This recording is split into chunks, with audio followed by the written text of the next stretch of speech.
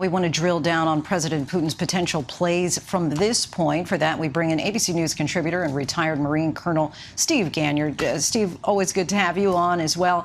You've said that simply annexing the Donbas gets Putin nothing. Why is that, and why do you think that happens? What do you think, I should say, would happen if he tries to use an annexation of separatist regions as a bargaining chip at this point? Yeah, Lindsay, it really doesn't do any good because he already owns it. I mean, the rebels there are de facto puppets of Moscow. So for him to go in and, like he has done, and at least put military folks inside that area that is controlled by the rebels, doesn't gain him anything. All it does would got him a bunch of sanctions today and the opprobrium of the whole world. So to go where he is now and stop isn't going to move forward the kinds of things that he wants to do. So the real worry here is, you remember that picture of the Donbas, where that is an area in the eastern part of Ukraine. And we've seen that line where the rebels actually control the territory in that far east. That rebel-held territory is really only about a third of what is called the Donbas. So even today, the Russians were equivocating and saying, are you saying that this area that Putin has authorized military to go into is where the rebels hold, or is it that big line that controls all of the Donbas where the Ukrainian armed forces are in a defensive position? So it really is going to make a difference here on the semantics of what they consider Donbas, because that will determine whether Mr. Putin makes that military move into what is now fully in control of the Ukrainian military. And as you just said, I mean, there now really seems to be a danger that Russians could push west and north beyond these separatist regions. What do you think Putin's calculations might be in that scenario?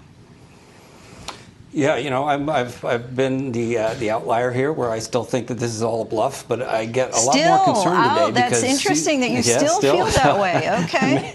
Made my bet, so I'm just, but I got more concerned today because we took diplomacy off the table. The sanctions have been levied, and it's hard to see where there's an off-ramp here. Putin's not going to accept a stand-down. He cannot accept a humiliating stand-down at this point. So he is going to have to do something to ramp up the pressure, to regain the initiative in the discussions here.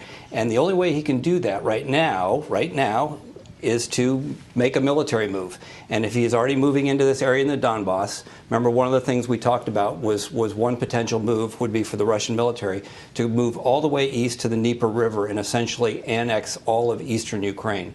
He could move in and begin to say, yes, that's what I'm doing, to get the negotiations going. But I'm really quite concerned here that I don't see an off-ramp for Mr. Putin. Really just two questions that I really want to get in this last minute that we have with you. One, what's the bluff at this point? I mean, because as President Biden said today, why do you need to bring blood in if you really don't plan on having a war? And secondly, is there a sanction that you feel Putin might actually say, oh, maybe that would be too far? Maybe we shouldn't really go forward with this?